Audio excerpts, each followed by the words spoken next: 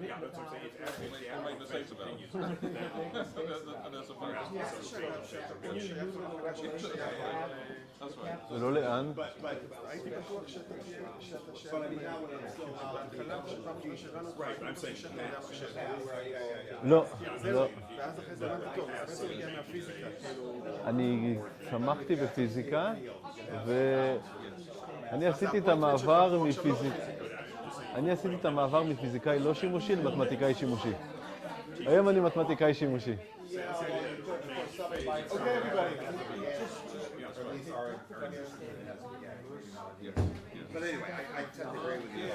שלום, מה שלומך?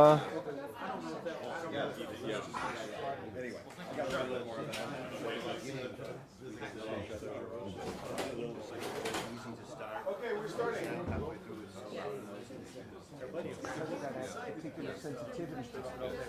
The Lord's mercy.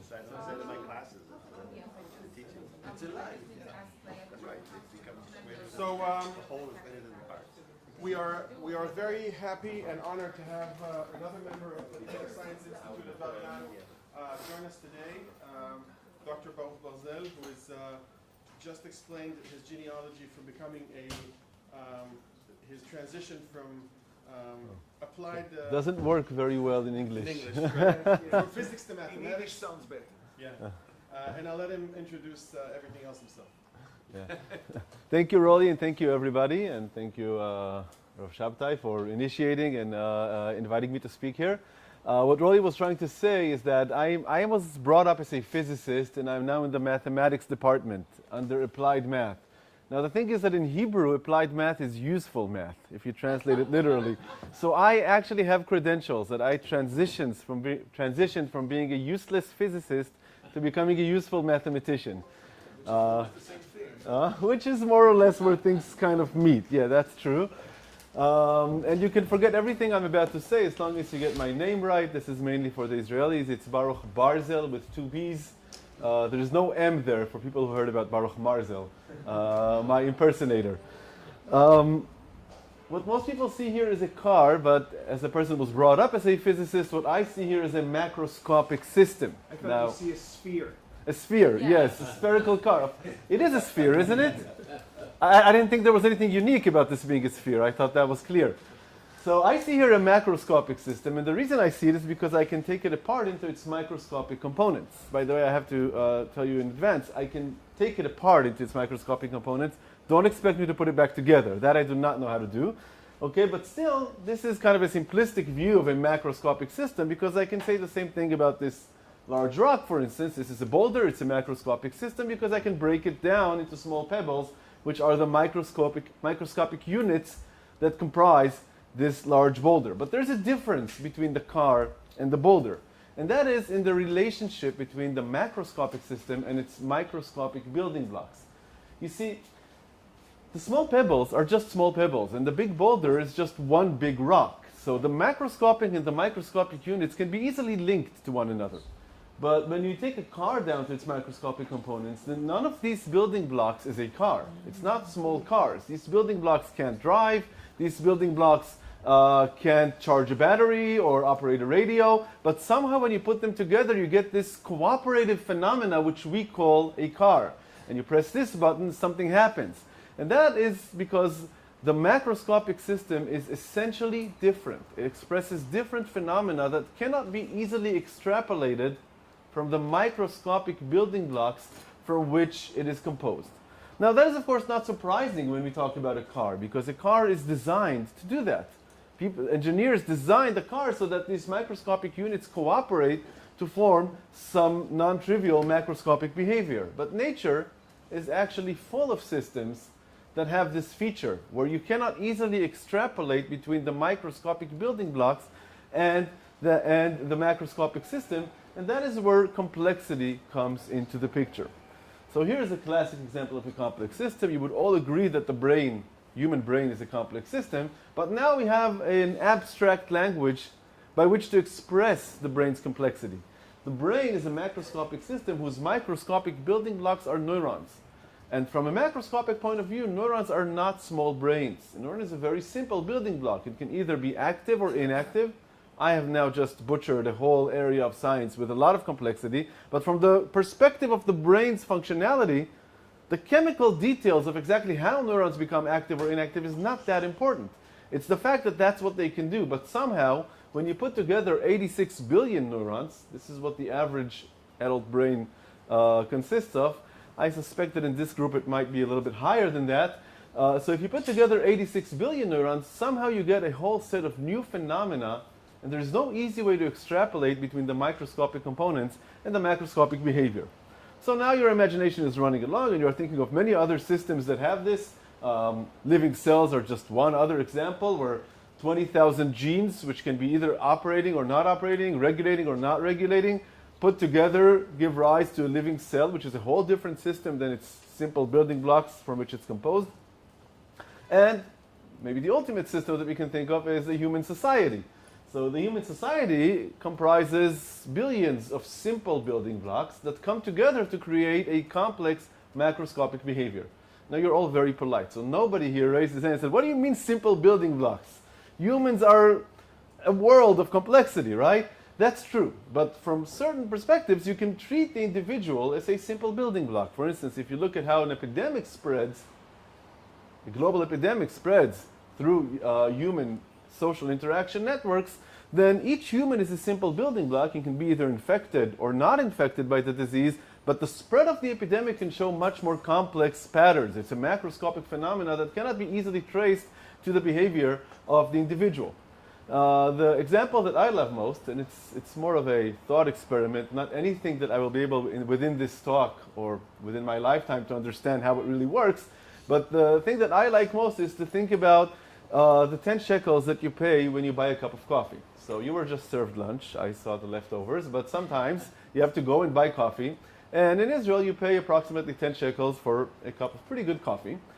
And now you can ask yourself, how many people are supposed to cut a share from these 10 shekels? Well, so right away you think, okay, the barista takes some, the owner of the coffee shop takes some. But let's kind of expand the circles. What about the carpenter who designs the bar?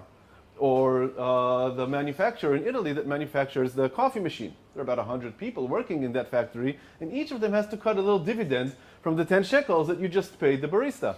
And the truck drivers, and the airplanes that ship the grains from one place to another, and the people who harvest the coffee in Chile. I think it's very easy to imagine that whenever you pay 10 shekels for a cup of coffee, these 10 shekels somehow diffuse through the social network and reach an order of maybe 100,000, maybe 1 million different people, each of which has to cut a little share of that 10 shekels. Now, if you follow the money, you actually follow the labor. If 1 million people cut a share from your 10 shekels that you paid for a cup of coffee, that means that this cup of coffee is actually a result of a cooperative effort that was conducted by 1 million people. None of them, however, knew that you want coffee. None of them cares about your coffee. None of them knows that there is some overarching goal of society to produce coffee for you in the morning, right? But somehow, millions of people, everything we see around us is a result of a cooperation of millions of individuals that don't even know that they're cooperating. So in that sense, it's simple building blocks that give rise to complex, essentially different behavior that's not easily extrapolated between the levels.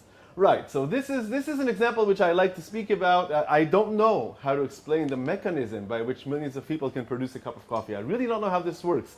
But somehow there's a secret behind this cooperation of building blocks that leads to a greater, a macroscopic, an essentially different phenomena than the building blocks that it's comprised of. Yeah, sure. Quick suggestion, there's a lovely little animation of this called I Pencil the Movie. I pencil the movie, and I guess it's exactly on this topic. And it talks about a pencil, not about a cup of coffee. Exactly. Yeah, okay. Well, what would a mathematician do with a pencil? On the other hand, coffee is very useful, right? But I agree. Okay, so in the business of complexity, which is what my lab is dedicated to, the motto is that more is different. That if you take simple building blocks and bunch them together, you don't just get a big building block, you get a completely, essentially different picture at the macroscopic level when things come together. And the question is, how does this work? Or how can we understand the emergence of macroscopic phenomena from simple building blocks that work together? And the idea is exactly this, that work together. And the basic paradigm that underlies this is that when we ask ourselves, What does the brain have that neurons don't? I was really misleading you. The brain is not just 86 billion neurons bunched together. It's 86 billion neurons that are connected through a complex network of interactions where one neuron can transfer information to another, affect the activity of another, and somehow this network is what underlies the complexity. You can believe that or not, but this is the basic paradigm that leads the research in my lab, is that at the heart of every complex system, there is an underlying network that captures the interactions between the system's microscopic components. And once you get to this insight, and it's not mine, it's a long-lived one, once you understand this, it's clear what the directive is to do. You have to start researching these networks and understand how they are constructed, what is their architecture, can we learn anything by mapping out these complex networks. And there's been a lot of research. This is a relatively young area of science, about 20 years old, and the mapping has really advanced in these past 20 years. But I want to just visit two different stations, two different points of advances. One of them actually preceded the network science era. It's a 40-year-old research. And the other one is the one that ignited or boosted this new era. And let's start with our first station. So our first station is somewhere in the 1960s at Omaha, Nebraska, where a farmer checked his mail. Grew up there. You grew up in Omaha, Nebraska. That's his bar. Okay, if I would have known that, I would have changed the location because I might say some things that are wrong about it. But maybe your grandparents will remember this experiment. So one day, Farmers outside of town. they were farmers outside of town. So one day, your grandfather checked his mailbox, not the email, the actual mailbox where envelopes are located, and he found an interesting letter that arrived there from Harvard. And he thought, oh my God, my grandson just got tuition to learn at Harvard. But then he was disappointed when he opened the letter. And what it said is the following. Dear Omaha resident, this paper is actually not addressed to you. It's the wrong address. This paper, I'm Professor Milgram from Harvard University. This paper is addressed to my colleague who lives in Boston. And here are some details about this colleague. Now, if you happen to know this colleague, there is a return envelope inside. Please just forward this postal mail to him. If you don't know my colleague, then scratch your head and think, who might, in your acquaintance list, might be able to bring you closer to this colleague, and please forward the letter to them.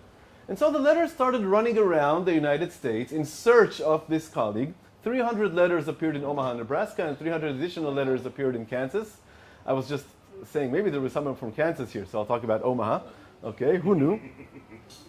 And so this is how it worked. So the letter came from Harvard in Boston and landed in Omaha. And then the guy in Omaha scratched his head and said, okay, I don't know this professor from Harvard, but I do have a cousin who works at Berkeley. Maybe she knows him because, professors always know each other. So he forwards the letter to his cousin in Berkeley who says, oh, this is a sociology department, so let's send it to my colleague at Santa Fe because they kind of have a very strong social science department there. The colleague in Santa Fe doesn't know the guy in Boston, of course, but he says, okay, I have a Jewish friend in Memphis, Tennessee. He probably will be able to find some connection there through the Jewish network. And the Jewish friend didn't think too much. He knows exactly the answer. He's a professor at Harvard. I'll send it to my grandma in Miami. She knows everyone at Harvard, and she'll be able to forward the letter. And indeed, she forwarded the letter back to Harvard, and the letter arrived at its destination. So out of 600 letters that were sent, many were lost on the way. But the ones that did reach their final destination had a very valuable piece of information on them. The piece of information was the social routes that you need in order to connect to random people in the United States. This is as distant as it gets because Boston and Omaha, Nebraska are extremely distant geographically, but are also extremely distant socially. They're two completely distinct places. So what Milgram actually did here is the first chain mail that you can think of. He was actually trying to probe an unknown social network and find the pathways that can connect two completely random people, a professor at Harvard and a farmer in Nebraska, two completely random people, and find the trajectory, the social trajectory that can connect them together. The US has about 300 million residents. So what would you think the pathways would be? 6 on average. Okay, right. This is part of the Omaha heritage, right? So you took away my surprise, but this was a very surprising result. It's a society of 300 million people. those are two completely random people that we're trying to connect. And it turns out that on average, these pathways were extremely short, just 6 steps away between two randomly selected people out of a society of 300 million. And this coined the term the small world effect. We all know this from our day-to-day life. If we just look for a chain of acquaintances between two random people that meet each other at a conference in Bar-Ilan, they very, very rapidly find a relatively short chain that connects between these two people. And this kind of experiment grounded it and made it scientific. But the small world phenomena supersedes just social networks. It's not a social phenomena, it's a network phenomena. In fact, it's one of the primary architectural features of almost all the networks we discussed. So in Facebook, we can reconstruct this experiment with higher accuracy, and the number 6 actually seems to work pretty well there.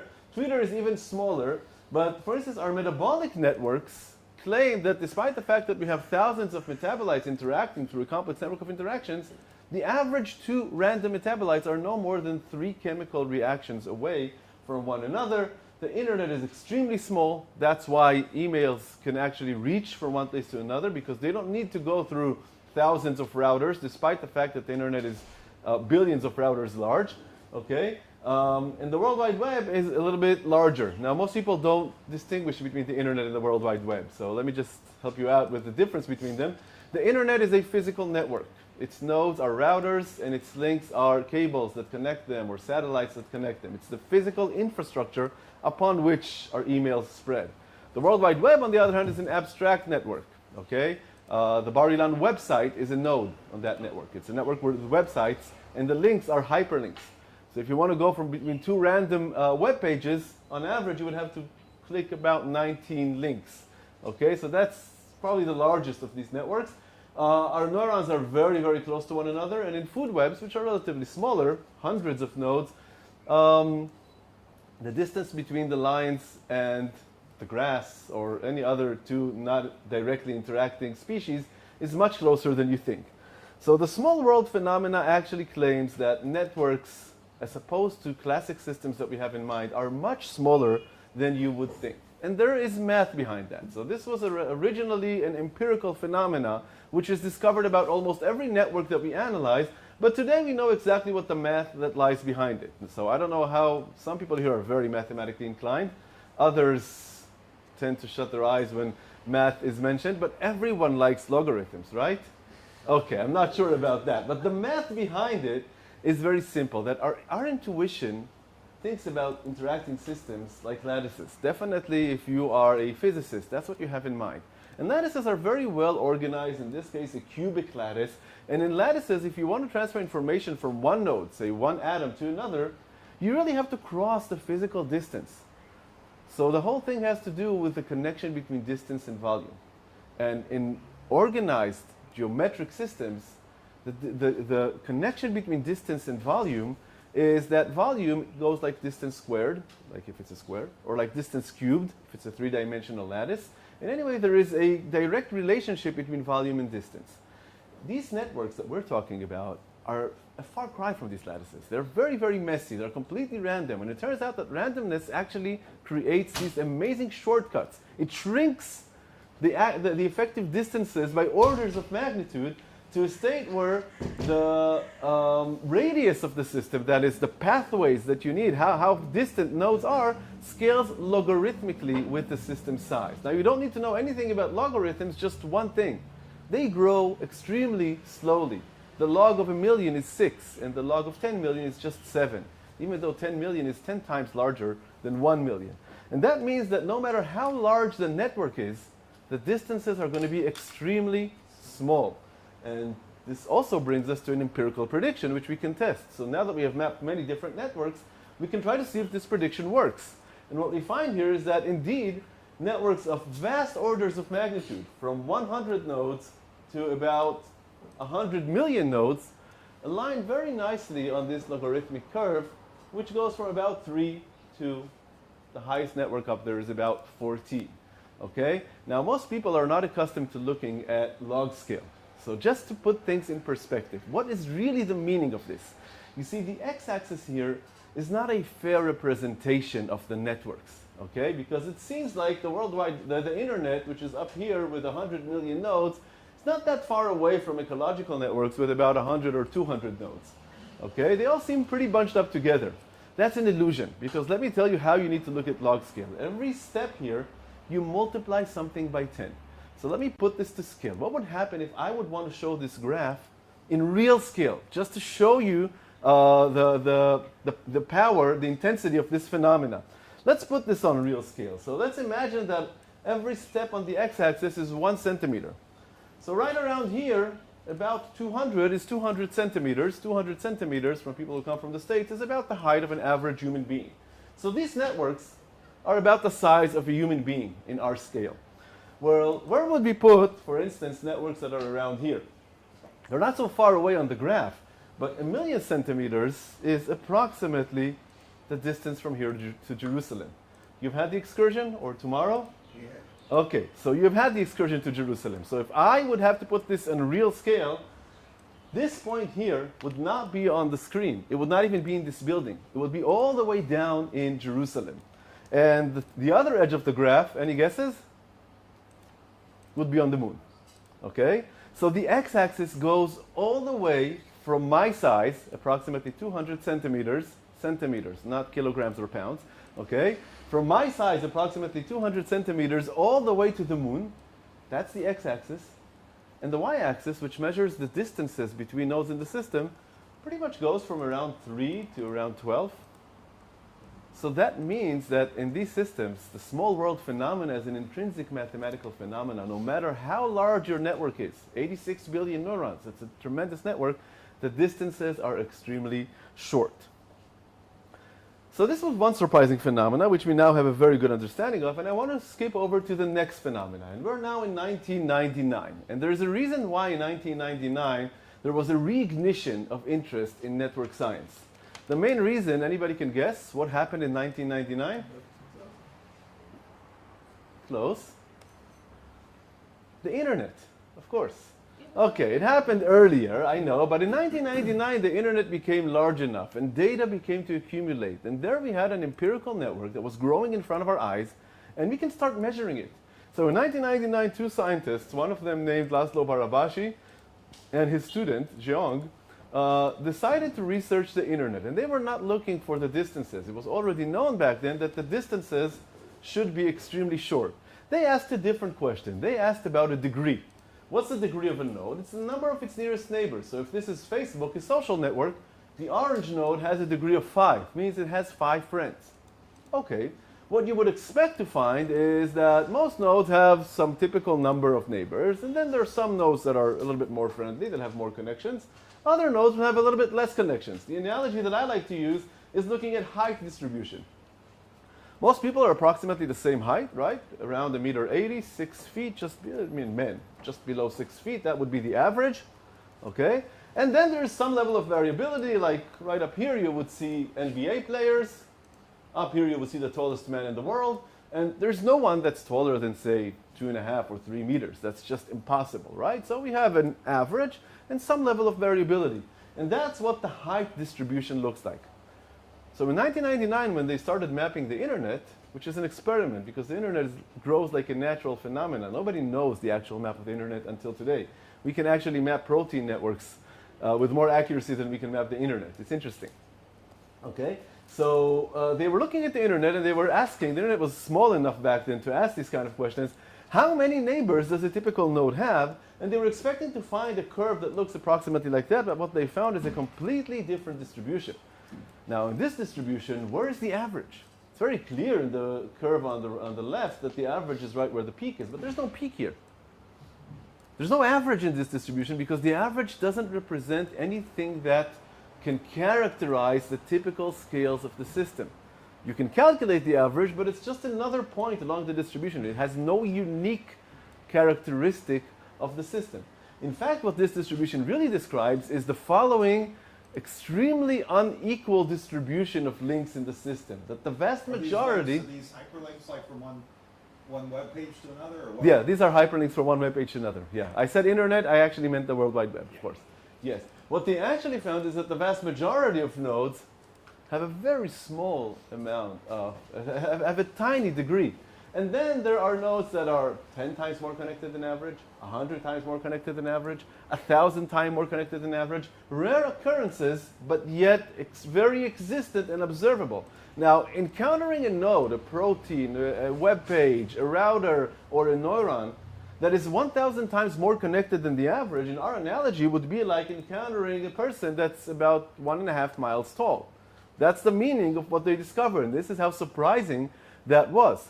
Such a person is completely forbidden in the regular distributions that we see in nature, but it is actually a defining feature of these what we call fat tail distributions that allow for an extreme level of heterogeneity, where the coexistence of a vast majority of tiny nodes that coexist with nodes that are 10, 100, 1,000, or 10,000 times more connected than the average.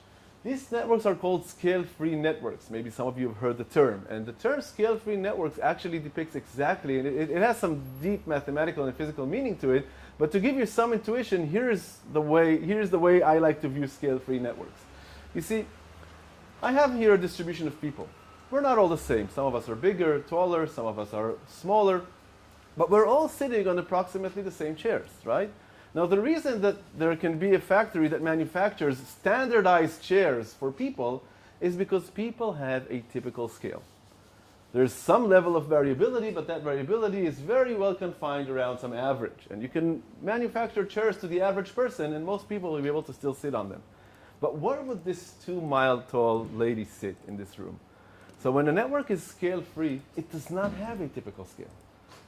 If you had to design chairs that scale with the number of friends you have on Facebook, you could not manufacture one chair which is one size fits all, because there is no typical friendship level at Facebook. The degrees follow all scales and all orders of magnitude, and you have people of all shapes and sizes on these networks. So scale-free networks were found originally in the World Wide Web. Here's a picture of the internet, the actual physical infrastructure. It's just a small part of the internet, of course. And you can see here strikingly what scale-free looks like. The vast majority of nodes are just loners. They have maybe 1 or 2 links. Then there are nodes that are 10 or 20 times or maybe 30 times more connected than the average. Nodes that are 100 or 200 times more connected than the average. 1,000 times, 10,000 times, or even 100,000 times more connected than the average, like this shining star. So if I were to depict these nodes, if I were to shape their size based on their degree, there would not be a typical size for this system. I wouldn't be able to select the right screen size or the right zoom to actually describe this system, because this system, as opposed to many other physical systems, lacks a typical scale.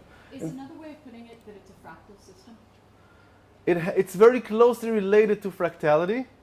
Okay, that's true, because fractals have this idea of scale-free. The scale-freeness comes from chaos and fractal theory and phase transitions. That's where it comes from. Fractal networks have a specific definition, which this is not. But your analogy is definitely correct. What happens in a fractal system is really that you have scales of all orders of magnitude that coexist together. And that's where the intuition came from, and that's where the surprise came from, because nobody expected networks to be in that regime. And the truth is that today almost every network we put our hands on, from the protein interaction networks, the metabolic networks, social networks, infrastructure networks, they are almost all scale-free. And that means they have extreme levels of heterogeneity. If PK goes to k to the minus gamma, is there some restricted range of gamma over which you say it's scale-free, or any gamma works? Or? Okay, that's a great question. I don't know what the back. I know that not everyone here is a mathematician or a physicist, but that's a perfect question. There are some very strong peculiarities. So for those of you who are not into math, this is still interesting to see. You see, the equation here is that pk goes like k to the minus gamma. And that means that it goes down, but goes down very, very slowly, so that it allows for rare events of very highly connected nodes. Now, the larger is gamma, the more confined it is, the less scale-free you become. There are 2 important points. One is when gamma becomes below 3. When gamma becomes below 3, your variance diverges. It means that you have an infinite variance. And when gamma becomes below 2, your average diverges. You have a system that doesn't even have a defined average. Those seems like mathematical peculiarities, but the truth is that most systems in nature are somewhere in that regime. somewhere between 2 and 3. That means they have a finite average, but they have an infinite variance, which is very interesting. So now you're all looking at me and say, what would an infinite variance even mean? I mean, we know what variance is, right? It's how broad the distribution is, how variability can, how heterogeneous the system is.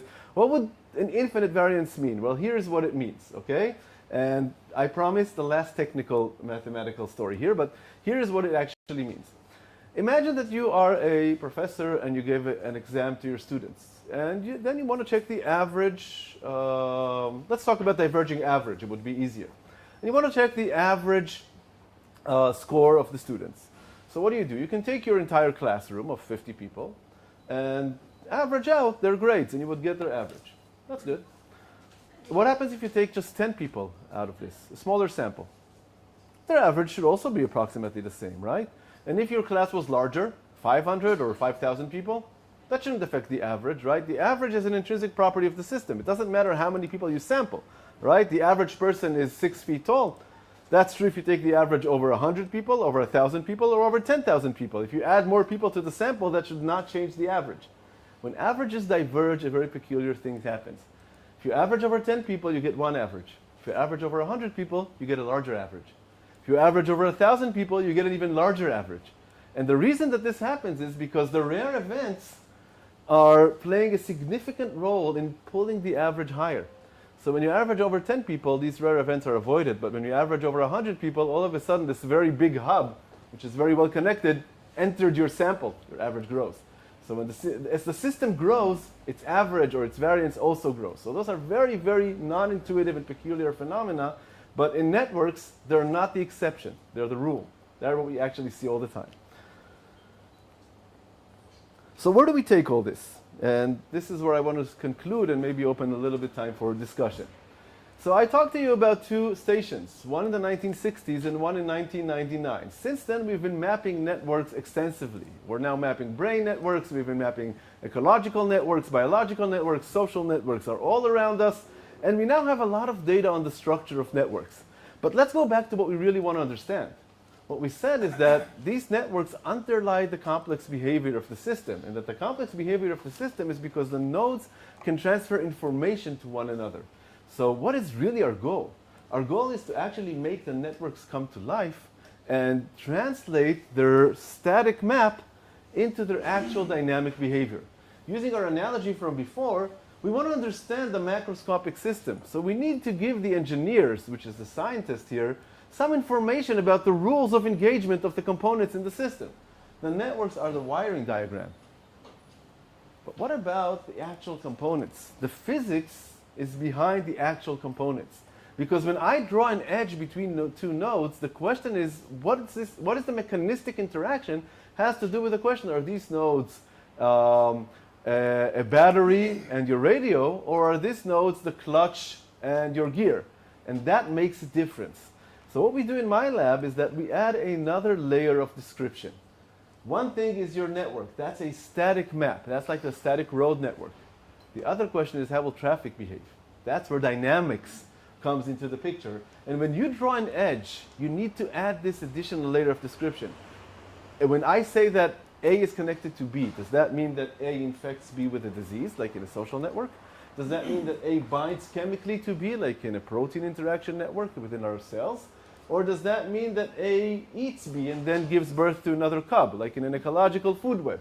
Those are different mechanisms that we express through different equations of motion that describe the behavior of the system.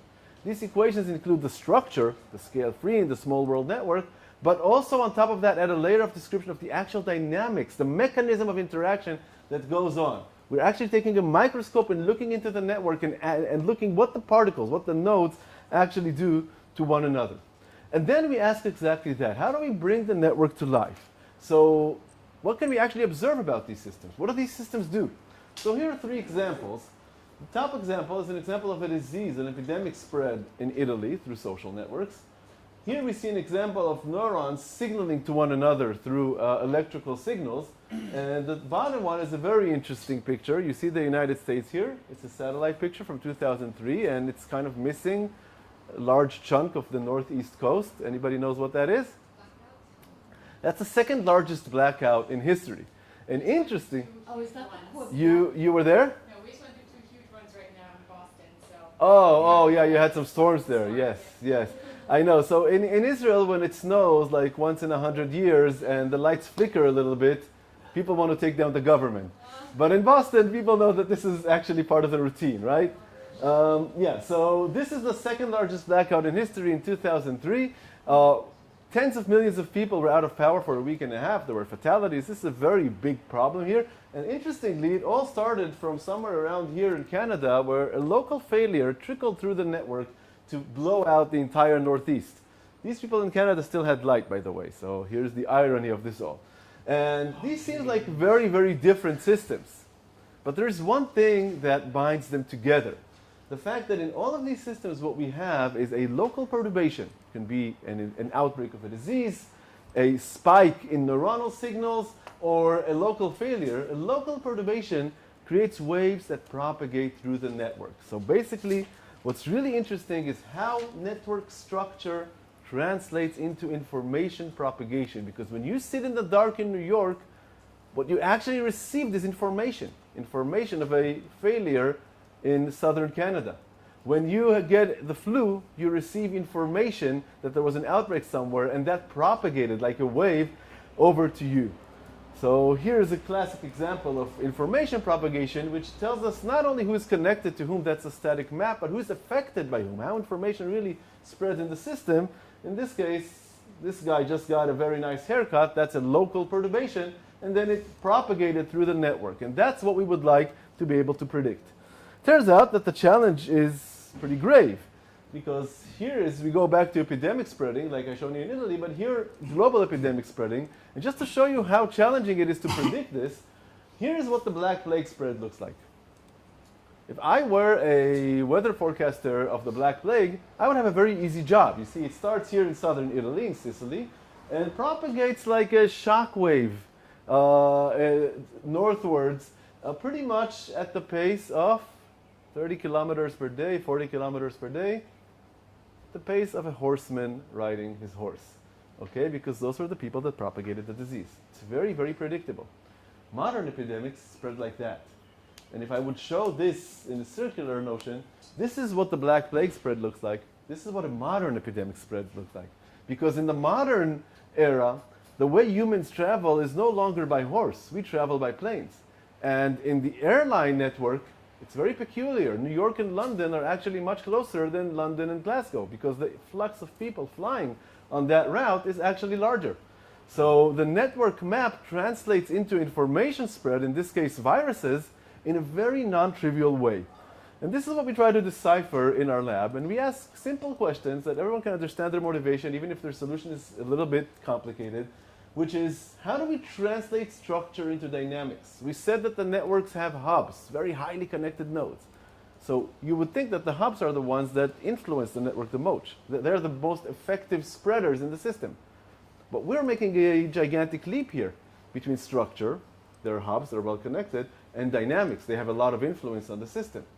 That's an intellectual leap, which needs a little bit of mathematical binding to understand that the picture is actually much more complicated. In fact, sometimes the hubs are the shock absorbers of the network rather than the spreaders of the network. It depends what dynamics runs on the network. The small world phenomena says that all nodes are very close to one another, much closer than you think. So what happens if I perturb this gene? The biologist will tell me, oh, this gene has no connection to that other gene. But a network scientist will say, no, these two genes are just 3 or 4 chemical reactions away. Maybe they really affect one another. But such a system where every local perturbation spreads through the whole system is extremely unstable. In reality, these networks are extremely stable and functional. That is, most of the time, we don't have big blackouts, right? Most of the time, despite the fact that there are hundreds of local failures in the system actually functions much better than you would expect. So I would skip this a little bit, and I would just say that here's an example of 6 different propagation patterns, but you remember this map here. Imagine that I could relocate all the nodes in this global epidemic spread in a way that you can actually use to predict the spread of the disease. Imagine that I could locate Glasgow and Paris and London in the right location so that this picture translates into that picture. Well, this is exactly the kind of things that we do. So here's an example of real spreading patterns. But by predicting their actual propagation patterns, we can relocate the nodes to make all this mess look like that, which is a much more predictable flow of information in the network. And each one of these networks shows a very distinct, a very different spreading pattern that once you introduce the math into it, you can actually predict it. I want to finish just by one comment. And that is the question, why would you believe a former physicist turned mathematician when he talks to you about social networks or about biological networks or about the internet? I think the reason is that physicists have actually brought forth very powerful tools to treat this kind of systems. The only thing that these tools were always tailored to treat particles. And particle systems are always very localized. They're confined to physical geometry, so they typically look like these lattices. They have localized geometries, and we know their underlying physical interactions. We know the rules of the game of how electrons and protons interact with one another, so the microscopic description is rather clear. And from that, we want to add the macroscopic description, which is how the system will behave. The notion is that this story about complexity, where the macroscopic system is profoundly different than its macroscopic components, I could have told that story not just about social networks. I could have told that story about a glass of water. Because a single molecule is a completely unpredictable physical entity. It's very hard to predict what a single water molecule will do. What is certain is that a single water molecule is not transparent, it's not fluid, it doesn't have a transition between water and gas or water and solid, and it doesn't quench your thirst. None of the phenomena that we associate with water occurs at the molecular level. Somehow, billions of unpredictable molecules put into a cup of water become a completely predictable system and give rise to the emergence of whole new phenomena like transparency and phase transitions and so on. And physics has solved this problem in showing how the micro-level, random, unpredictable molecules lead to very predictable macroscopic behavior in systems like that. What we're trying to do is extend the limits of this physical way of thought. If physics was able to solve it for lattices with physical interactions, can we actually solve the same system, this time substituting particles with routers, people, proteins that don't have physical interactions but non-linear complex interactions and don't interact in a confined geometry but on a complex networks, but essentially the tools of linking unpredictable microscopic phenomena with what seems to be like macroscopic predictability. That's the essence of what physics does. And the hope is that in 10 years from now, we'll be able to do it with the same success for these complex systems. I truly believe that it's just a matter of 5 to 10 years where right after the weather forecast, which 100 years ago would have seemed like science fiction, there would be the flu forecast and the Ebola forecast in a way that will be at a resolution of when the disease will reach which location and at what level of impact. Thank you.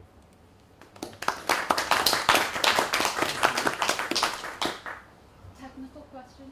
Did you make that graph on the left? This one? Yeah. Yes, I did. I'll tell you how.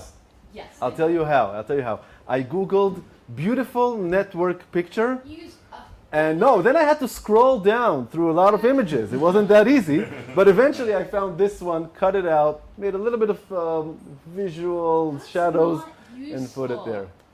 Actually, it's Actually, that's much more useful than if I told you, okay, for 10 years I measured what every protein does and so on, right? That's something you can apply right now during my talk. I do network analysis, and the network I'm working on broke my data visualization software. So I was hoping you had a software package.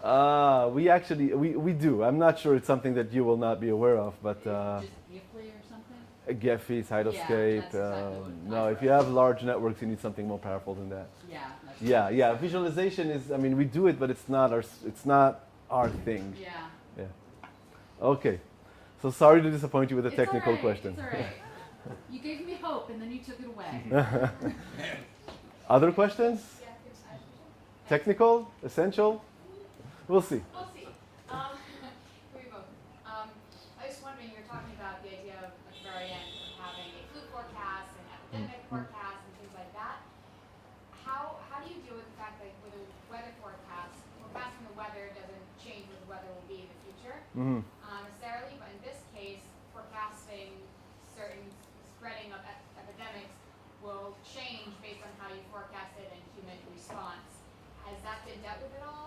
Of course, of course, of course. So these systems, part of their complexity is the fact that they're also self-reflecting. There's always constant feedback, right? I mean, if there's going to be a very violent disease spreading around, then people will fly less, right? And then it'll spread less. So it makes prediction much more difficult, okay? But one side is, first of all, not impossible.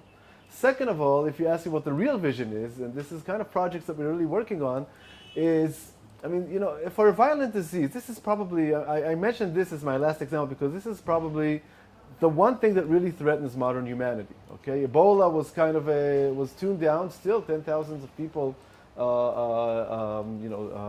ceased in Africa, which is still a tragedy, but it didn't spill over to the rest of the world and impact the entire globe.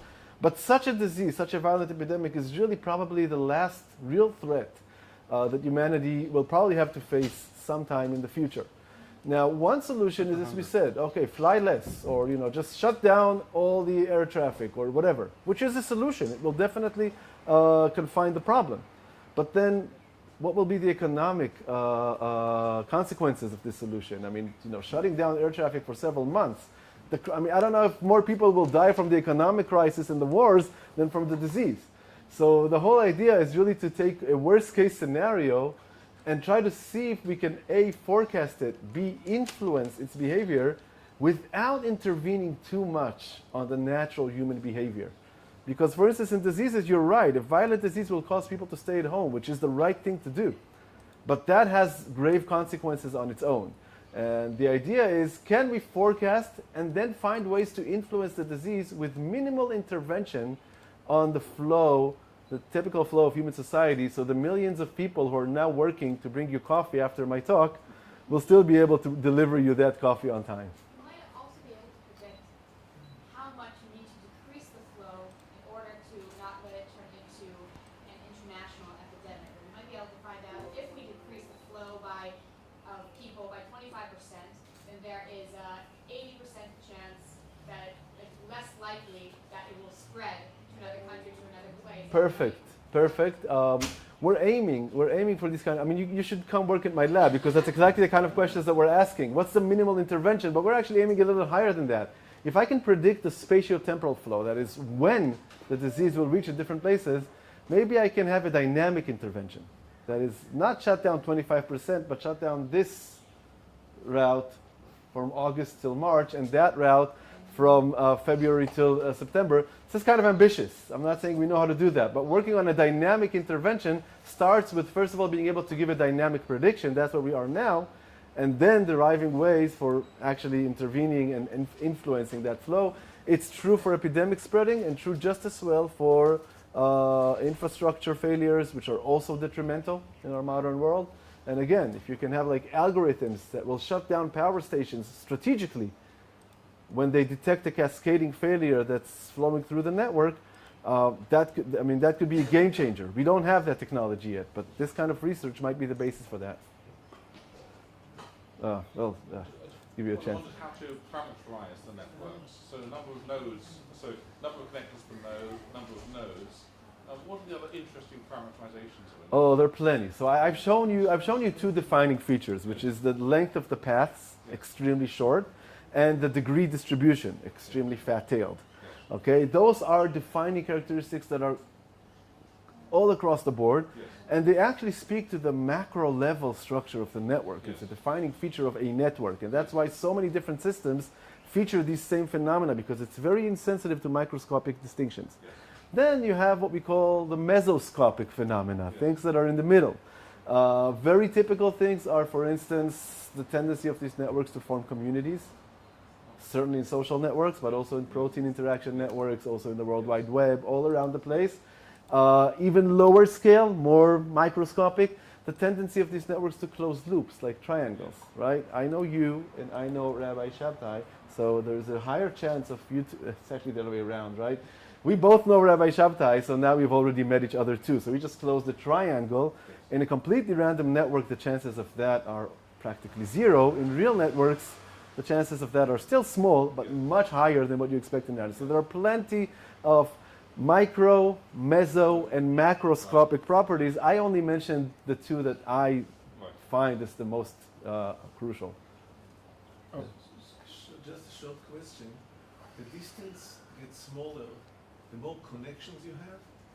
Distance gets smaller the denser the network is. Denser means connection-wise. More not connections, distance-wise. right?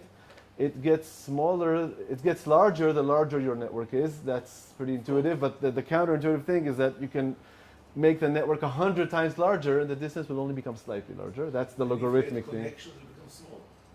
Add connections, distance becomes smaller. Increase number of nodes, distance rises just barely, logarithmically. You know, the networks on the moon are just like 2 times larger than other ones. Okay.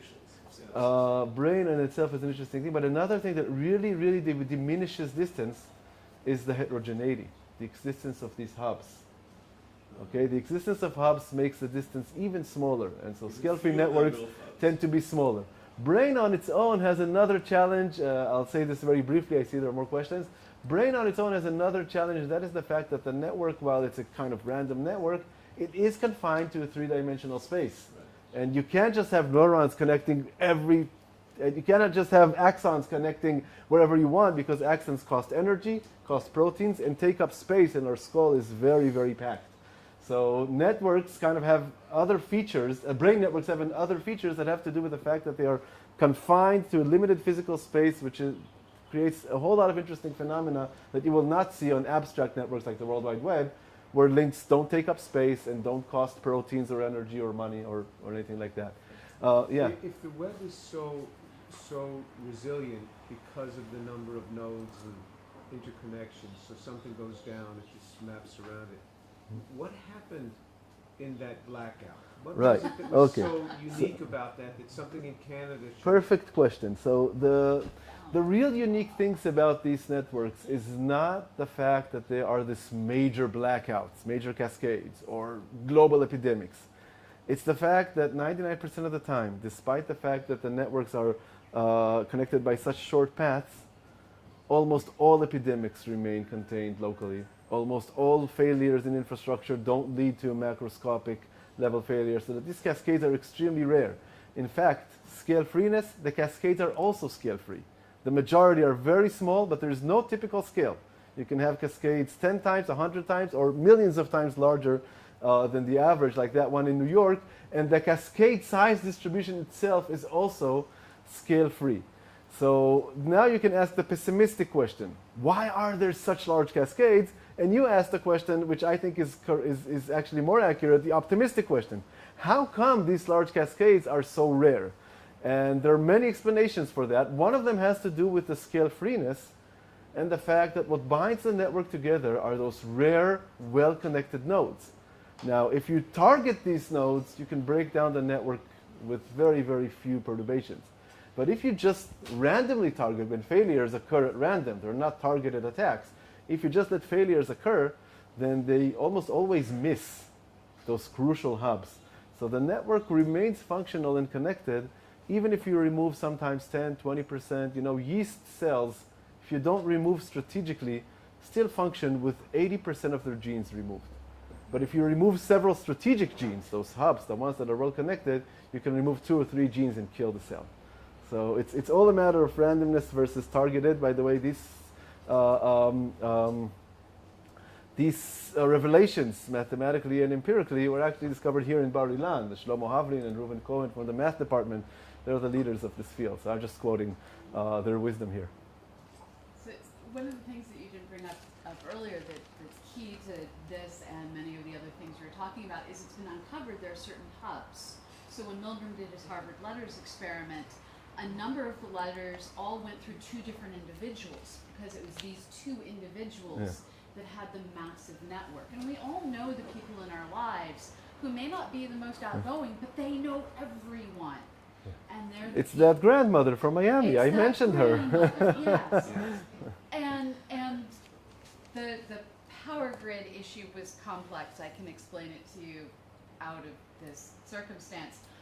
But one of the aspects of it was one of these hub networks that went down. And it's this idea of I'm in real trouble. There's a guy from Omaha and a woman that knows a lot about networks here. I'm so sorry. If I would have known that, I would have come more well prepared. Yeah, I think you were raising your hands. I'm sorry, I didn't mean to cut you. I mean, if No, you're no, it's cool. okay, It's all sure. good. So do I understand correctly that you study the nature of these nodes and their connections to make predictions on, say, epidemics? So I take the networks that other people have mapped, Uh-huh. and do you know the application Waze? Sure. The application Waze takes a static network map, which is a road network, and translates it into a dynamic picture of how much time it will take to get from here to there at 8 a.m. in the morning, or how much time it will take at 2 p.m. in the morning. It's the same static network, but it behaves in terms of its dynamics completely differently at 8 a.m. or at 2 p.m., right? So I want to design the Waze of networks. So people map networks. I don't map networks. I take the maps from what people have done, or from Google, as I told you before.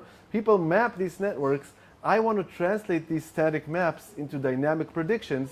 For instance, how much time will it take this outbreak to reach that node, or how strongly will it impact that node, and so on. Right, and I guess I'm wondering is, could you, if you know the pattern of an epidemic, could you reverse engineer features of the network? Perfect question. We were trying to do that too. Yeah, so this is a forward engineering way. I mean, I know the network and I know the microscopic rules of the interaction between the nodes, and then I predict the macroscopic behavior.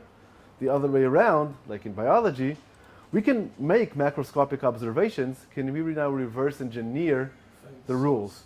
Now, from micro to macro might be a difficult problem, but a well-defined problem. This microscopic description will inevitably lead to that macroscopic outcome. From macro to micro, as anyone who ever done physics knows, it's an ill-defined problem. There are many different, there's a family of microscopic mechanisms that could lead to the same macroscopic outcome. So the question is, it's difficult in both directions, but it's well defined in that direction. And what we do in the other direction is not identify what is the model, what do proteins do to one another. I don't know how to do that, but you can identify what is the relevant family of microscopic models that best fits this macroscopic observation. It's a more challenging question, but we actually address that one too. Parallel to searches for quantum gravity, same effect at the low energy range, multiple high energy solutions. Precisely, yes. I mean, this is the story of science, right? I mean, science is all about that. You make observations about the macroscopic behavior of the world, and you try to make up a mechanistic model which traces it down to atoms and molecules. So the challenge of science is usually going from macro to micro. Physicists like to say, we know the micro level description. We know what atoms do to one another. Let's now predict when will water boil. Okay, that's going from micro to macro. Now, I don't know how we are in terms of time, because there's another talk after me, so who's the boss? Yep. We have 5 more minutes if we can start. Okay, so... Just want to make one remark. There is a distribution which has a fat tail used all the time in physics. I know you've encountered it, the Bright-Wigner distribution. Of course, yeah. Which, when translated into probability, is called the Cauchy distribution. Mm-hmm. Now, one of the fundamental questions is the distribution, as you showed it, extremely skewed, or might it be symmetric in some sense, in which case, like the Bright-Wigner case, you actually have the scale, the half width, the half maximum, Yeah. which will give you a scale that will tell you what will happen at the fat tail. Now, to me, many of these questions were already answered about the time I was being born, which wasn't last week, in a really good book. I would have never told. Really good book, which I can recommend. If you're probably familiar with it, but just in case, I'll call it out. A book by Kolmogorov, Yes. in which he's talking about stable distributions and all the relevant theorems. All of these distributions are controlled by 4 parameters, and the only thing to do, you have to identify them. I was shocked that I was unaware of that book when I did research on this. Kolmogorov, yeah. You've read that? I know the person, not the book. No, you know the person. Yeah. Now, in my case, at Tulane University, it was not in the math department library. A book by Kolmogorov, not in the math department library. It was an off-site depository, because no one would be interested in a book by Kolmogorov. But the point is that I would recommend looking that up, because all really good theorems. It's on interesting. stable distribution. It's very Everything has to interesting. approach a stable distribution. It's very interesting. This The theorem which ScaleFree you were network talking that... about, this gamma factor has Right. to be 3, that's in there. Yeah. And So the it's ScaleFree proof- network that I've shown is, very simplistic Yes, but I mean, he goes. picture. The real distribution, might have skews and other messes and spikes and thorns, like everything. That was kind of a mathematical But representation. He reduces but all that to great simplicity. So he's Interesting. a great mathematician. You might want to look up his work. You know his yeah, name. I should. Every mathematician knows. I should. Now I need to check if his book is in our library. Okay, so Thank you very much. thank you very much. I apologize that I can't stay for the next talk. I have teaching duties in about 15 minutes. So thank you and enjoy the rest of the conference. תודה רבה. באמת. בשמחה. תודה. צדק.